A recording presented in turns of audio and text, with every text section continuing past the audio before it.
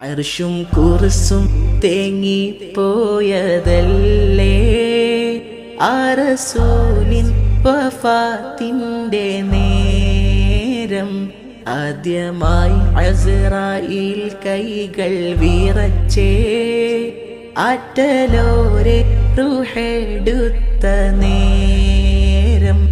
അർശും കുർസും തേങ്ങിപ്പോയതല്ലേ ആ റസൂലിൻ വഫാത്തിൻ്റെ നേരം.